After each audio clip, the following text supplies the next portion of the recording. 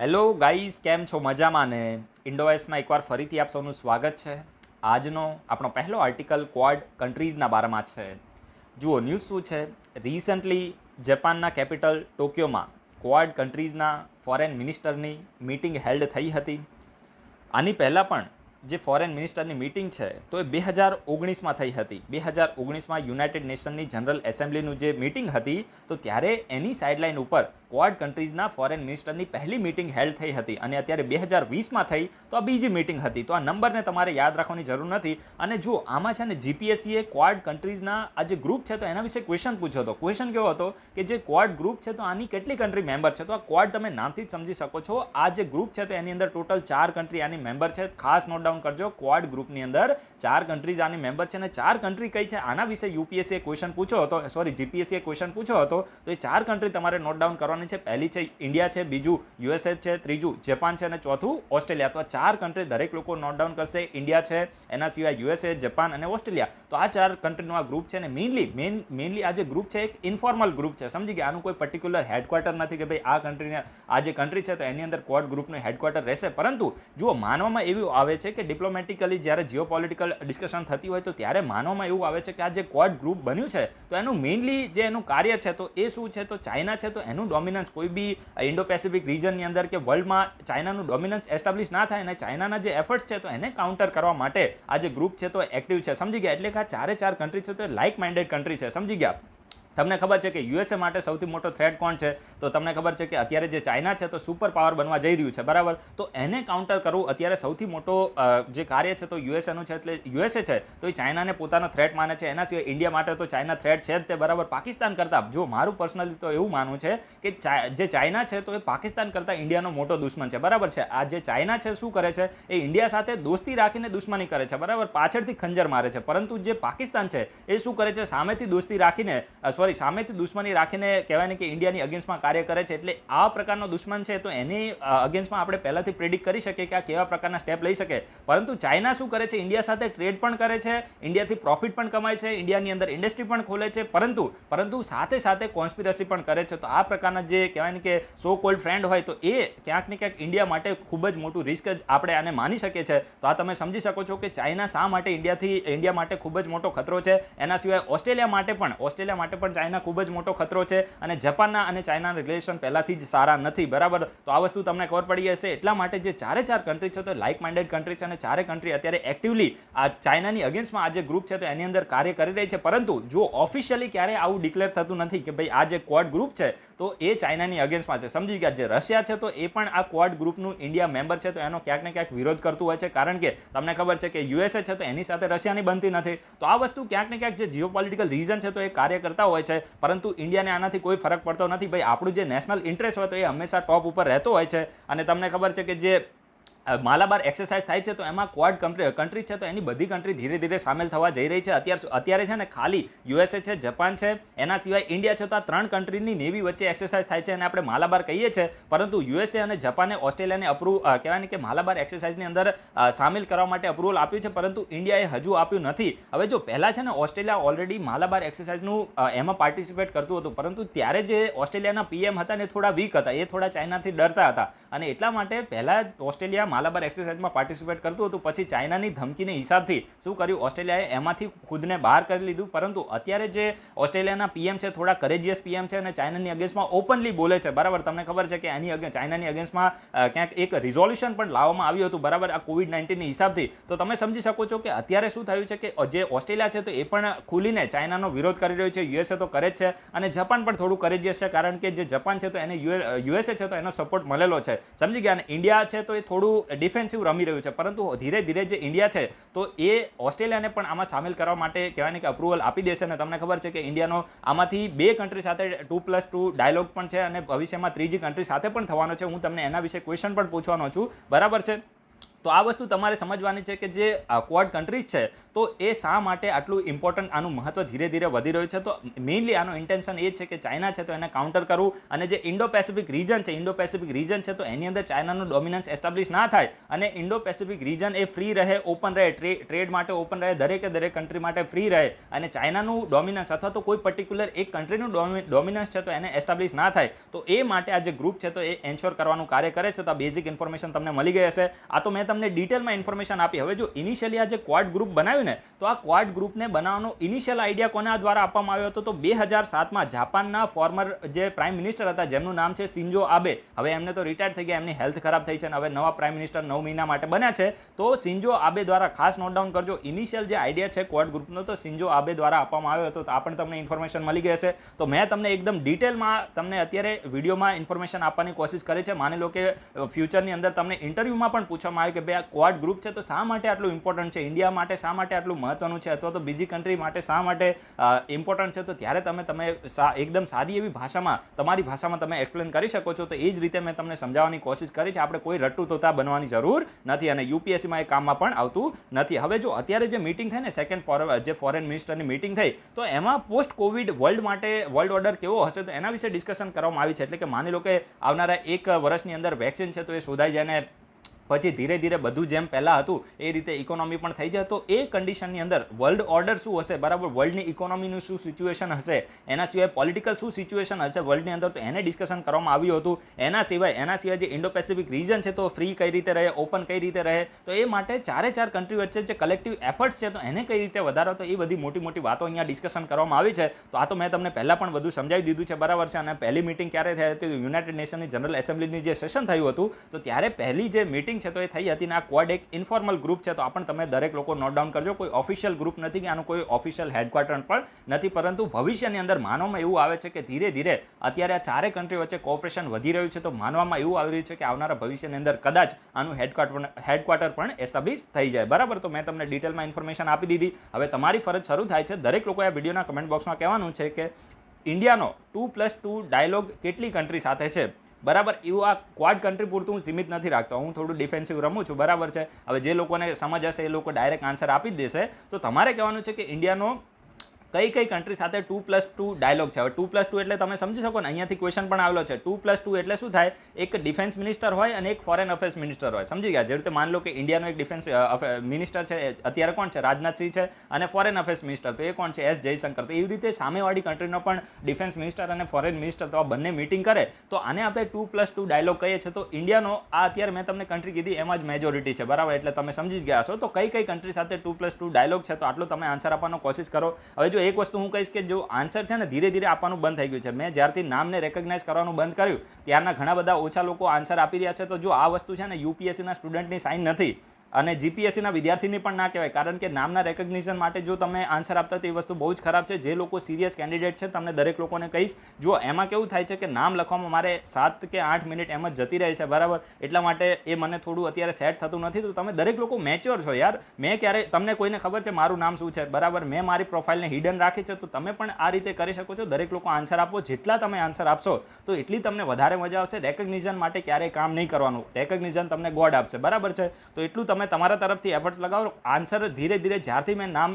Recognise કરવાનું બંધ કર્યું ત્યારથી ઓછા લોકો આન્સર આપે છે. આ કોઈ સારી સાઇન નથી, બરાબર છે. અને ના આપો તો કોઈ જરૂરી નથી, પરંતુ તમારું સારું થશે. તમે નોટ્સની અંદર નોટ ડાઉન કરશો તો તમને ફાયદો થશે. અને જ્યારે તમે કમેન્ટમાં લખશો તો ત્યારે થોડા એફર્ટ્સ લાગશે અને એ એફર્ટ્સનું જે રિઝલ્ટ છે તો હંમેશા તમને ગોડ આપે છે. આવું મારું પર્સનલ એક્સપિરિયન્સ પણ છે, બરાબર. તો તમે એટલું તમારા તરફથી કરો તો વધારે સારું છે. એના પછી જે નેક્સ્ટ આર્ટિકલ છે તો તે મક્કાના બારામાં છે. અને આપણે મેક્કા પણ પ્રોનાઉન્સ કરીએ છીએ. તમે દરેક લોકોએ આના વિશે આનું નામ છે તો એને સાંભળ્યું જ હશે, બરાબર.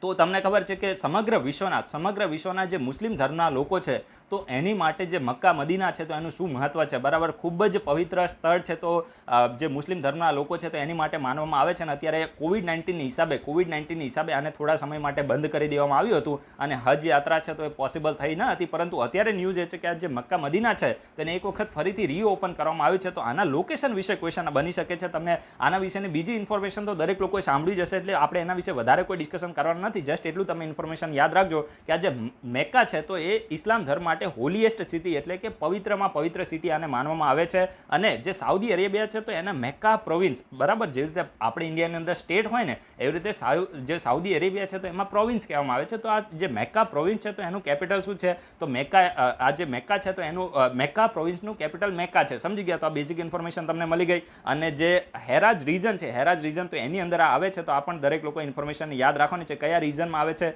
તો હેરાજ રીજનની અંદર આવે છે. તો દરેક લોકો આને નોટ ડાઉન કરી દેજો. હવે અત્યારે જો ધર્મની વાત આવી, બરાબર છે, અને પવિત્ર સ્થળની અત્યારે વાત આવી, તો અત્યારે હું તમને છે ને સારો એવો એક ક્વેશ્ચન પૂછી લઉં છું. જે જેરુસલેમ સિટીનું તમે દરેક લોકોએ નામ સાંભળ્યું હશે, બરાબર, અને હંમેશા ન્યૂઝમાં રહેતી હોય છે, થોડી ડિસ્પ્યુટેડ સિટી પણ છે. તો આ વિડીયોના કમેન્ટ બોક્સમાં બોલો કે આ જેરુસલેમ સિટી છે તો એનું ધાર્મિક મહત્વ શું છે અને કયા કયા ધર્મના લોકો માટે ધાર્મિક મહત્વ છે અને શા માટે છે. આટલું તમે ગૂગલની અંદર સર્ચ કરીને પૂછો. તમને માની લો કે સે ફોર એક્ઝામ્પલ તમને ઇન્ટરવ્યૂમાં પણ પૂછી લેવામાં આવે કે ભાઈ જેરુસલેમ સિટીને ઇઝરાયલ અને પેલેસ્ટીન શા માટે આટલું બધું મહત્વ આપે છે, એનું શું મહત્વ છે, બરાબર છે. તો તમને આના વિશેની ઇન્ફોર્મેશન હોવી જોઈએ. ઇવન તમને મેન્સમાં પણ ક્વેશ્ચન આવી જાય કે તમને એનાલિસિસ કરવાનું કહે કે ભાઈ આ ઇઝરાયલ અને પેલેસ્ટીન વચ્ચે આ જે પર્ટિક્યુલર સિટી છે તો એનું શા માટે આટલું બધું મહત્વ છે, તો ત્યારે તમને ઇન્ફોર્મેશન હોવી જોઈએ. તો દરેક લોકો વિડીયોના કમેન્ટ બોક્સમાં બોલો કે જે જેરુસલેમ સિટી છે તો કયા ધર્મના લોકો માટે મહત્વ છે, મહત્વની સિટી છે અને શા માટે છે, એના વિશે તમને ઇન્ફોર્મેશન હોવી જોઈએ. અને ઇઝરાયલ અને પેલેસ્ટીન વચ્ચે ડિસ્પ્યુટ શા માટે છે એના વિશે પણ થોડી ઇન્ફોર્મેશન સર્ચ કરીને તમને જો ટાઈમ મળે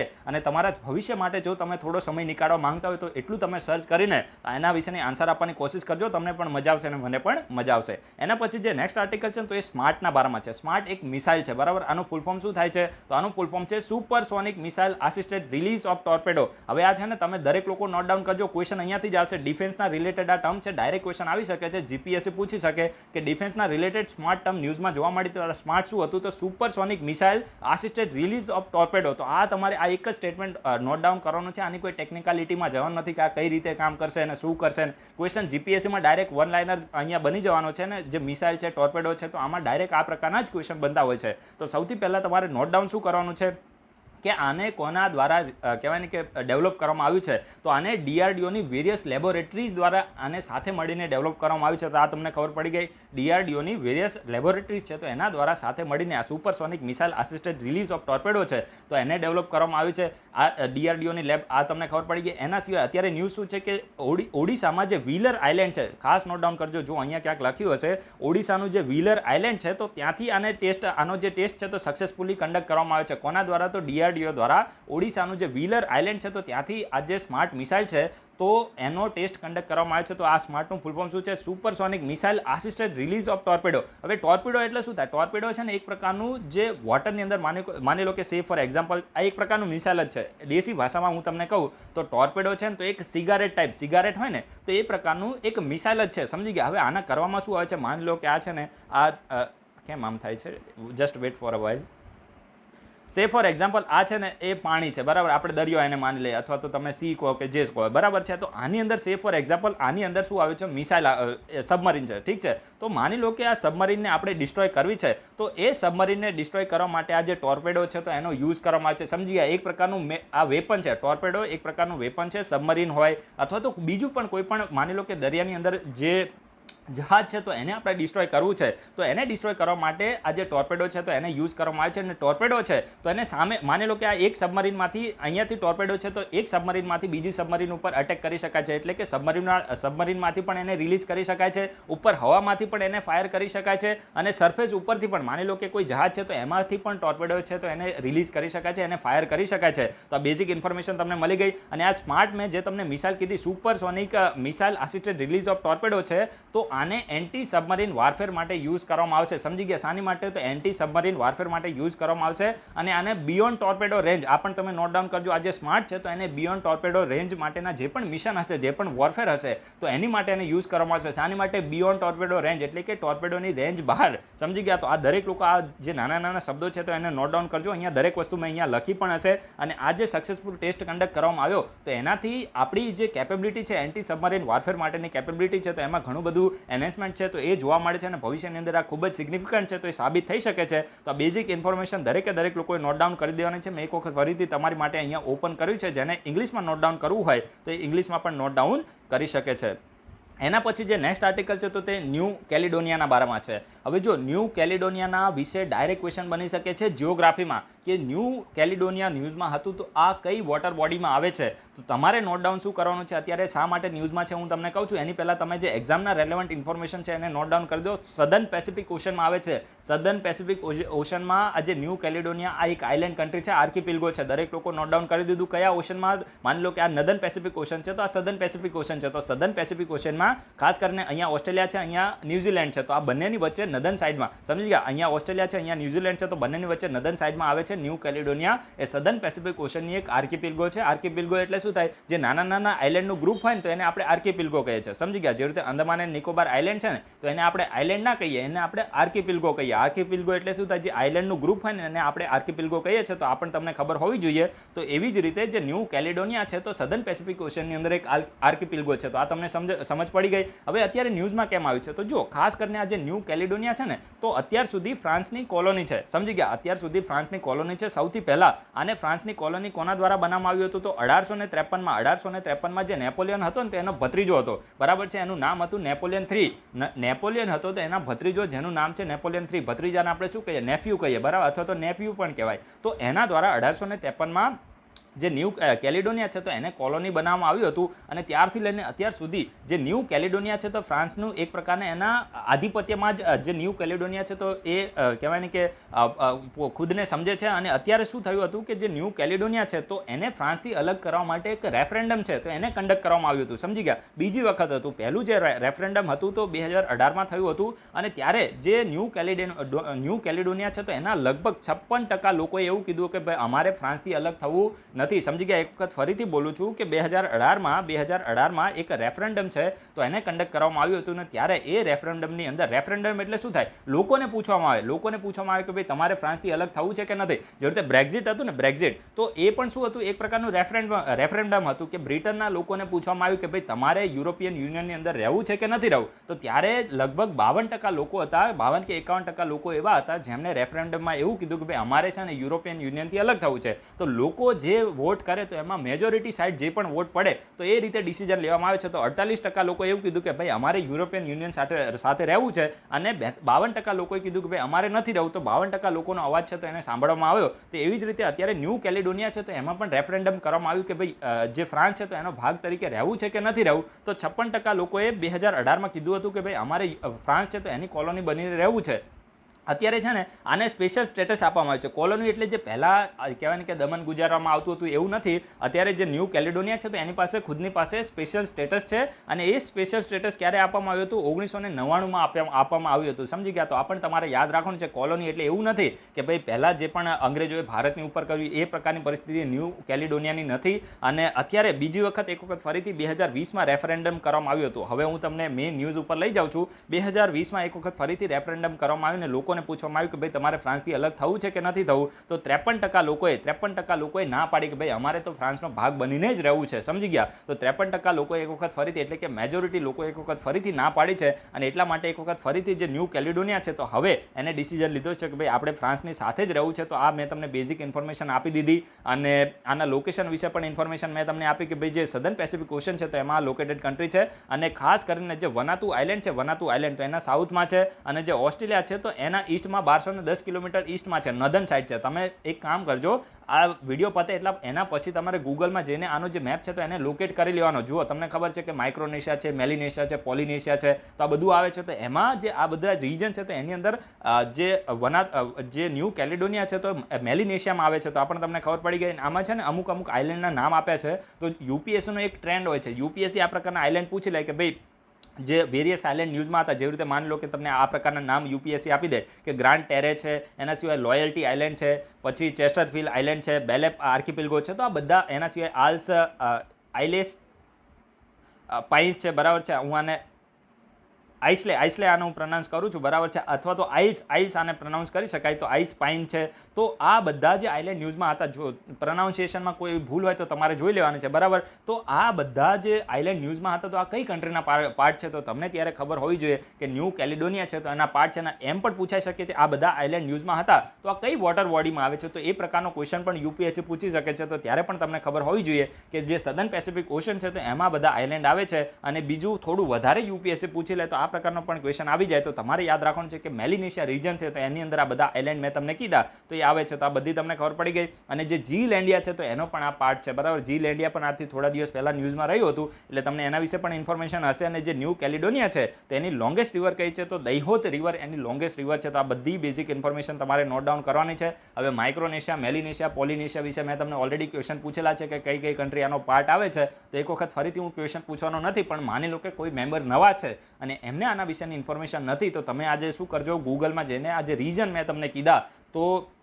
જેવી રીતે માની લો કે ઓશિનિયા રીજન છે તો ઓશિનિયા રીજનમાં કઈ કઈ કન્ટ્રી આવે છે તો એ પણ તમને ખબર હોવી જોઈએ. તો ગૂગલમાં જઈને તમે આના આ જે કન્ટ્રી છે તો એમાં આઇલેન્ડ કયા કયા આવે છે તો એને તમે નોટ ડાઉન કરી દેજો, એક્ઝામ માટે રેલેવન્ટ થાય છે. એના પછી જે નેક્સ્ટ આર્ટિકલ છે તો તે સેન્ટ્રલ ઝૂ ઓથોરિટી પ્રાણી મિત્ર અવોર્ડના બારામાં છે. તો જો આપણા યુનિયન એન્વાયરમેન્ટ મિનિસ્ટર છે ને તો એમને દ્વારા આ જે સેન્ટ્રલ ઝૂ ઓથોરિટી પ્રાણી મિત્ર અવોર્ડ છે તો આપવામાં આવે છે. હવે જો બહુ જ સાદી ભાષામાં હું તમને સમજાવું કે આ અવોર્ડ શાની માટે છે, ક્વેશ્ચન અહીંયાથી જ આવશે. તો પ્રાણી મિત્ર એટલે તમે શું સમજી શકો, પ્રાણી મિત્ર એટલે કે જે એનિમલ ફ્રેન્ડલી, સમજી ગયા. તો આ જે અવોર્ડ છે ને તો મેઇનલી જે સેન્ટ્રલ ઝૂ ઓથોરિટી દ્વારા ઇન્ડિયાની અંદર જે વેરિયસ ઝૂ જોવા મળે છે, બરાબર, તો એમાં જે પણ ઓફિસર્સ અને જે ઝૂના સ્ટાફ હોય તો એના દ્વારા પ્રાણીના વેલફેર માટે, એનિમલના કન્ઝર્વેશન અને વેલફેર માટે જે પણ સારું એવું કાર્ય કરવામાં આવ્યું તો એ કાર્યને રેકગ્નાઇઝ કરવા માટે આ જે અવોર્ડ છે તો આપવામાં આવે છે. બહુ જ સાદી ભાષામાં મેં તમને સમજાવ્યું છે, સમજી ગયા, કે જે પણ સ્ટાફ અને ઝૂ ઓથોરિટી, ઝૂ ઓફિસર્સ દ્વારા એનિમલના વેલફેર અને કન્ઝર્વેશન મેનેજમેન્ટ માટે સારું એવું કાર્ય કરવામાં આવ્યું તો એને એન્કરેજ કરવા માટે, એમના જે એફર્ટ છે તો એને રેકગ્નાઇઝ કરવા માટે આ અવોર્ડ છે તો આપવામાં આવે છે. હવે સેન્ટ્રલ ઝૂ ઓથોરિટી ન્યૂઝમાં છે તો એના વિશે હું તમને થોડી ઇન્ફોર્મેશન આપી દઉં.